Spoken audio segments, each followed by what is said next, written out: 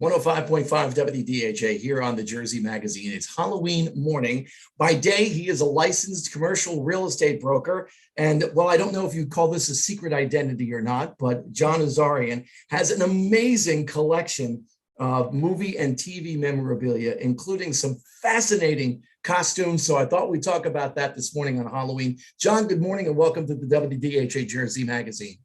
Thank you, Jim. Good morning to you. You have three iconic Superman costumes, including one from Kirk Allen that I don't think anybody really knew existed. They probably thought it had been thrown away. How did you get your hands on that? So I was fortunate enough to see it come up for auction. And I did buy it at auction about 20 years ago. It's a great piece. The first appearance of Superman on the silver screen. It's historic. And it's Superman. It's iconic. That goes back to, if I'm not mistaken, the late 40s. There were a bunch of serials. And of course, kids from the baby boom generation really know George Reeves as Superman. That's the one that we watched on television.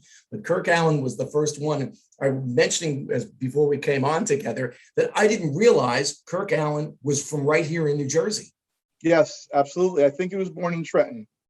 And then he lived in Wharton here in Morris County. I was fascinated because, I knew that one of George Reeves' costumes before the series went to color, I knew that was in shades of brown, but I had never seen a color picture of Kirk Allen's costume before. Yeah, Kirk Allen's costume, because he was filmed in black and white, it's kind of drab, but it has a lot of contrast, so it would show up better in black and white. So it's mostly grays and shades of grays and charcoal and things like that. But the George Reeves costume is incredibly colorful, incredibly vibrant. The cape is a bright red, and it's held up well considering it's 65 years old. How did collecting start for you? Well, it started with the first things I ever bought were Batman and Robin's costumes from the Batman TV show from the 60s. And those I just had to have. Growing up in the 60s, I'm a baby boomer, child of the 60s.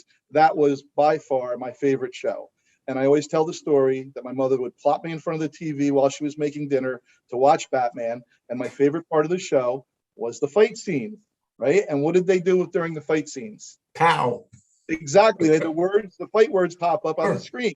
So I couldn't read at the time. And I would say to my mother, read me the fight words. Now she was in the kitchen and I was watching on a 12 or 13-inch black and white TV with rabbit ears. And she would try to read the words from that distance. And a couple of times she would not be able to see the word and she'd make up a word. And even though I couldn't read, I knew when she made up a word and I would say, that's not the right word. Tell me the right word. So hence my love for Batman. And it was great years later to finally get the costumes and own them for so long.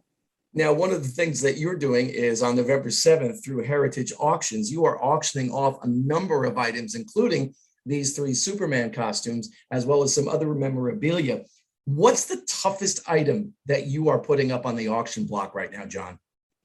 Everyone asks me, are you sad? Are you going to miss them? Things like that. And I've had these treasures for 30, 35 years.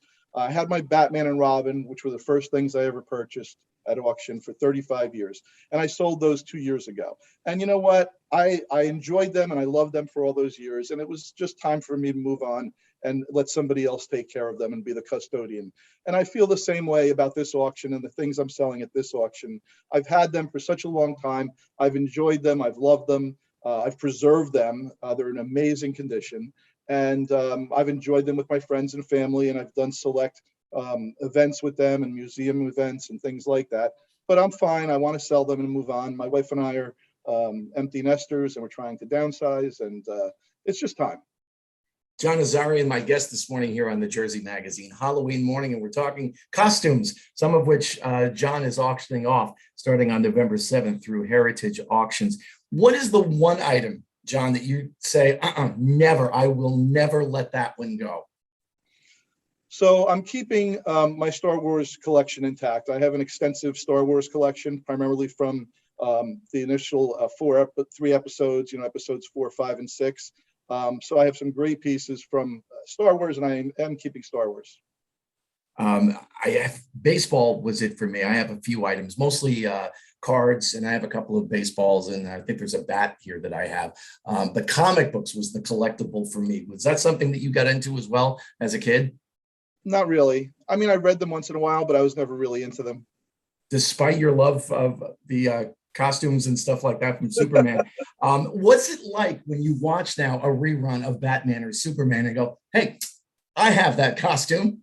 Exactly. So when I see something I own on TV or in a movie, I'm like, I have that. I don't know, beyond goosebumps, it just really thrills me. One of the other things that I saw on the Heritage site was the gun from, I guess it was the second pilot to Star Trek, which I don't think anybody realized still existed somewhere. How did you come across that? So Captain Kirk's phaser rifle from the second episode, the second pilot to sell that, this pilot sold it to NBC, where no man has gone before. And the story behind the rifle is that Gene Roddenberry wanted some real kick-ass looking rifle type weapon to be created for the show, for this episode, to sell it, because the network wanted some more action and not so much cerebral stuff in the episodes. So he went to this gentleman, Rubin, who was the creator of the Game of Life, the board game. Mm-hmm. And he was also a toy manufacturer. And he entrusted him to make this weapon, and he gave him 2 weeks to make it. So not only do I have the actual one and only Star Trek phaser rifle, but I have all the paperwork that goes with it between Roddenberry and Rubin. Change the color. I like this. I don't like that. Make it more this way. Things like, and Polaroid pictures and test shots, all the document blueprints, everything that goes with the rifle, including a custom carrying case that Rubin had. And I bought this from Rubin. It went up for auction, and I bought it directly from him. So I'm the second owner, and it's the only one that he ever made. And he kept it after the episode ended, and he was going to make toys. But then, for whatever reason, Roddenberry decided not to continue using the rifle. And so Rubin kept it all these years and finally decided to sell it. And unfortunately, he just passed away this year. As you can tell, my dogs are very excited in the background here about the memorabilia that you're selling. November 7th, 110 items from John's personal collection going up through Heritage Auctions. And for DHA listeners who are interested, you can go online to ha.com, correct? Yes. ha.com. John, thank you so much for joining us this morning. Happy Halloween. And I don't know how you're letting go of some of those Superman costumes, but best of luck with the auction.